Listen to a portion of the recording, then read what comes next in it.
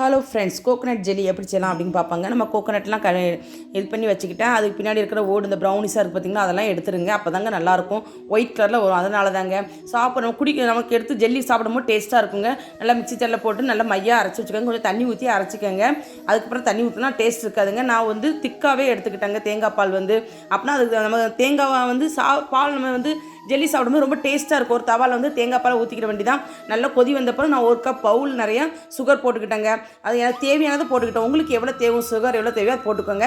நான் 2 spoon cornflour எடுத்துகிட்டு அது தண்ணியில் நல்லா கரைச்சி எடுத்துக்கிட்டேன். கட்டி இல்லாமல் தேங்காய் பால் கொஞ்சம் வத்தின அப்புறம் தான் நம்ம இந்த கார்ன்ஃப்ளவர் கரைச்சிட்டுனா அதை உள்ளே ஊற்றிக்கோங்க. கட்டி இல்லாமல் அப்பப்போ கிண்டி விடுங்க.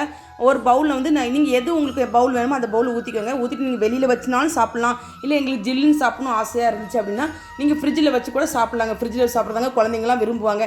நீங்களும் ஒரு முறை உங்கள் வீட்டில் செஞ்சு பாருங்கள். எப்படி இருக்குன்னு பார்த்து கமெண்ட் பாக்ஸில் கமெண்ட் பண்ணுங்கள். இந்த வீடியோ பிடிச்சிருந்தா லைக் பண்ணுங்கள், ஷேர் பண்ணுங்கள், சப்ஸ்கிரைப் பண்ணுங்கள். Bye friends.